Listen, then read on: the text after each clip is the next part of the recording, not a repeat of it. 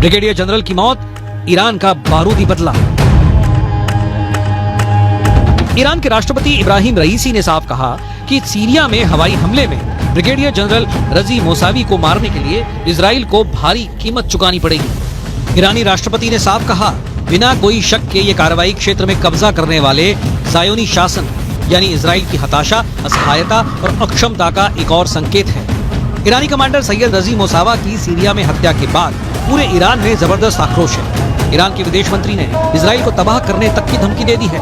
Mousavi की हत्या को लेकर ईरान में जगह जगह प्रदर्शन हो रहा है। इजरायली स्ट्राइक से भड़के ईरान ने अब बदले की योजना बनाई है।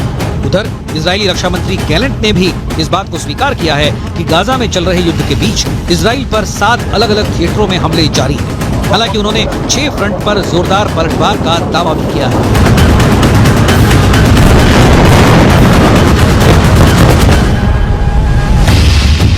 अब सवाल उठता है, आखिर इजराइल ने सीरिया में घुसकर ईरानी कमांडर ब्रिगेडियर जनरल सैयद रजी मोसावी को क्यों मार डाला? आइए कुछ और खास जानकारी भी आपसे साझा करते हैं। दरअसल ब्रिगेडियर जनरल सईद रजी मोसावी की मौत से ईरान बुरी तरह से बौखला गया। ये पूरी डिटेल देखिए, इस वक्त आपके सामने मौजूद है। ईरान ने धमकी दी कि इजराइल के अंत की उल्टी जो गिनती है वो अब शुरू हो चुकी है। साथ ही साथ हम आपको बताने जा रहे हैं कि कैसे सीरिया के उत्तरी पूर्वी दमिश्क में IRGC के ब्रिगेडियर जनरल रजी मोसावी को मारा गया। और ईरानी मीडिया की खबर यहाँ पर क्या कहती है? ईरानी मीडिया की खबरों के मुताबिक ब्रिगेडियर जनरल मोसावी दोपहर 2 बजे तक ईरानी दूतावास में मौजूद थे। दूतावास दोपहर करीब 1 बजे घर में धमाका होता है और बगीचे में जाकर लाश गिर जाती है। जी हां, दोपहर 3 बजे का वो वक्त था जब ब्रिगेडियर जनरल मोसावी घर पहुंचे। घर पहुंचने के बाद ठीक उसी वक्त ईरानी दावों के मुताबिक इजराइल की 3 मिसाइलों ने ब्रिगेडियर जनरल सईद रजी मोसावी के घर को कुछ इस तरह से उड़ा दिया। और इसके बाद आपको ये बताते हैं हुआ क्या। चश्मदीदों ने जो देखा उसके मुताबिक अब आपको बता रहे हैं। इजरायली मिसाइलों का धमाका इतना जोरदार था, इतना जबरदस्त और खौफनाक था कि ब्रिगेडियर जनरल सईद रजी मोसावी का शव जो है वो घर से उछलकर कुछ इस तरह से बगीचे में जा गिरा। सोचकर ही रोंगटे खड़े हो जाते हैं, दहशत भर जाती है और उनका पूरा घर देखिए किस तरह से तबाह यहाँ पर हो जाता है। हम बात कर रहे हैं उत्तर पूर्वी दमिश्क सीरिया। दोपहर 3 बजे और घर में धमाका होता है और लाश जो है वो बगीचे में गिर जाती है।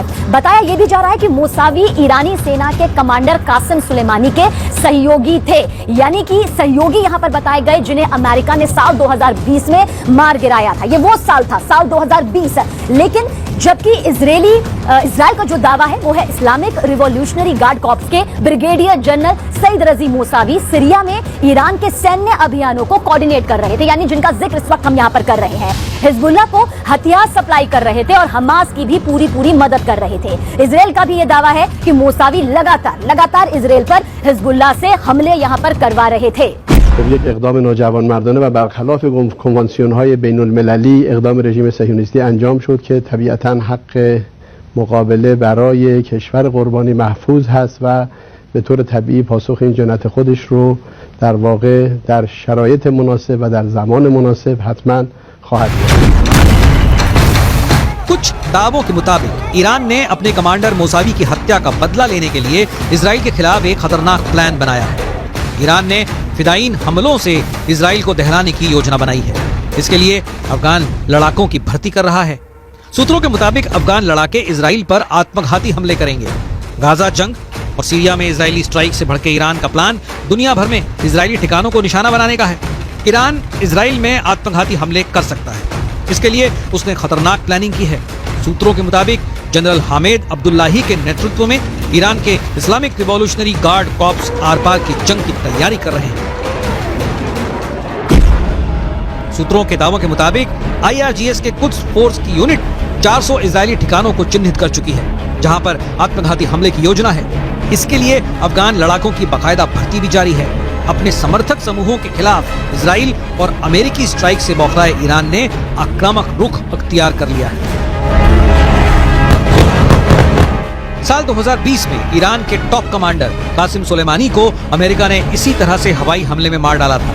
ठीक उसी तरह से इजराइल ने ब्रिगेडियर जनरल मोसावी को मार डाला है।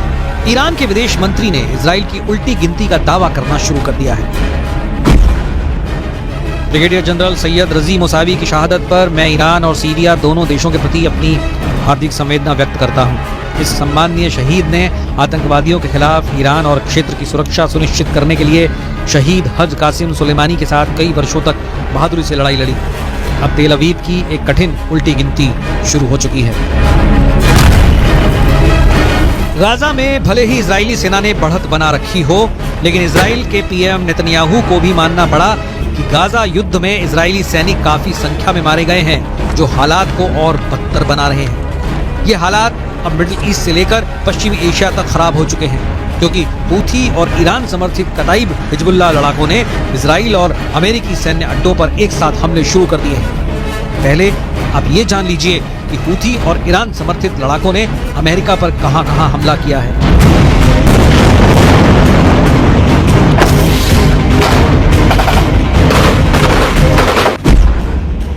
अमेरिका ने यह तो नहीं बताया कि ईरान समर्थित लड़ाकों ने अमेरिकी सेना पर कब हमला किया था, लेकिन यह जरूर बताया कि उत्तरी इराक में मौजूद अमेरिका के एरबिल एयरबेस पर ड्रोन से हमला किया गया था।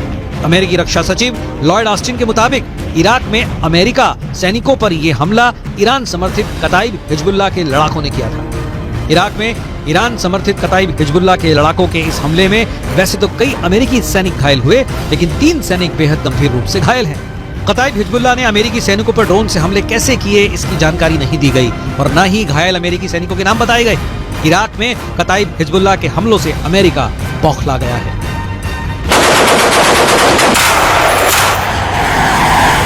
मिडिल ईस्ट से लेकर पश्चिम एशिया तक इजराइल और अमेरिकी सैन्य ठिकानों पर हो रहे हमले साबित कर रहे हैं कि ईरान रूस की शह पर अब जंग में खुलकर कूदने लगा है। हूथी चुन चुनकर समंदर में इजराइल और अमेरिकी जहाजों और टैंकरों पर हमले कर रहा है। यही वजह है कि अब अमेरिका ने ईरान के कताइब हिजबुल्लाह के लड़ाकों पर ऐसा भीषण हमला किया है, जिसकी वजह पश्चिम एशिया में जंग तेज होने के दावे